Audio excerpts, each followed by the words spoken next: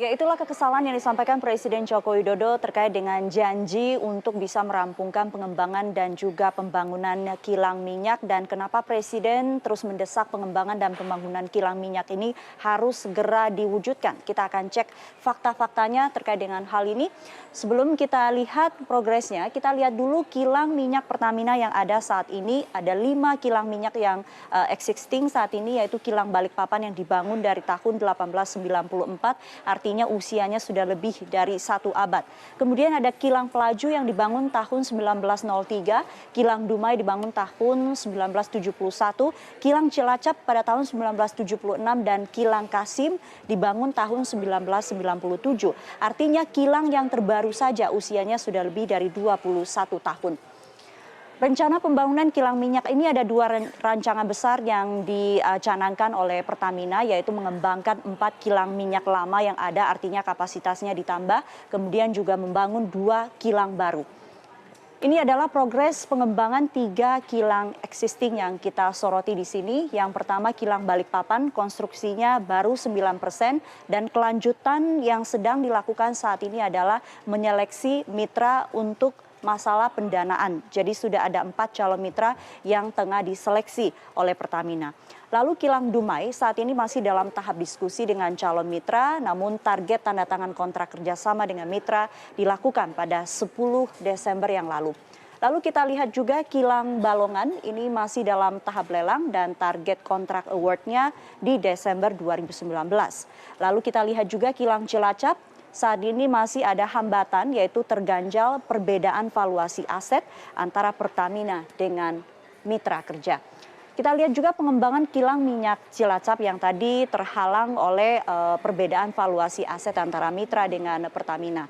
Investor yang digandeng oleh Pertamina dalam kilang Cilacap ini yaitu Saudi Aramco dengan nilai investasi 5 miliar US dollar dan target peningkatan kapasitasnya yaitu 400.000 barel per hari. Spesifikasi produknya yaitu Euro 5, petrokimia dasar dan juga oil pelumas atau oli pelumas. Nah, tindak lanjut atau progres yang tengah dilakukan oleh Pertamina dan juga mitranya saat ini dari sejak 2016 bulan Mei sudah dilakukan tanda tangan kontrak kerjasama, lalu di tahun yang sama juga sudah membentuk perusahaan patungan. Komposisi sahamnya adalah Pertamina mayoritas 55%, sementara Saudi Aramco 45%.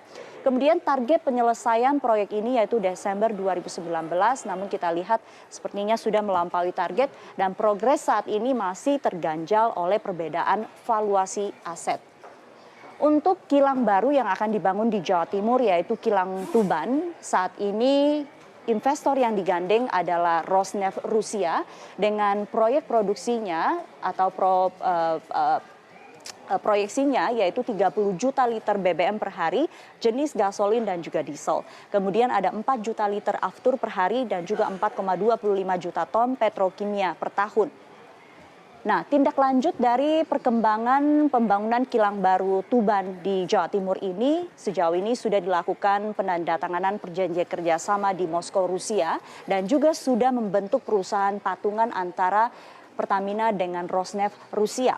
Namun lagi-lagi progresnya ini terkendala pembebasan lahan. Dari total lahan yang dibutuhkan yaitu sekitar 800 hektar, hanya saja 349 hektar yang sudah dilakukan pembebasan lahan. Kemudian warga menggugat ke pengadilan ke Mahkamah Agung terkait dengan keputusan pembebasan lahan. Dan Pertamina mengatakan saat ini mereka akan berupaya untuk mengajukan banding terkait dengan hal ini. Kita lihat juga kilang Bontang yang akan dibangun di Kalimantan Timur. Saat ini investor yang sudah melakukan penjajakan kerjasama yaitu Overseas Oil and Gas dari Oman. Dan komitmennya adalah OOG ini akan menanggung biaya pembangunan kilang dan Pertamina akan mendapatkan golden share sebesar 10%. Dan total investasinya 197,58 triliun. Kapasitas yang diharapkan bisa diproduksi dari kilang Bontang ini adalah 300.000 barel per hari produk Euro 5 dan juga petrokimia. Dan target beroperasinya yaitu tahun 2025.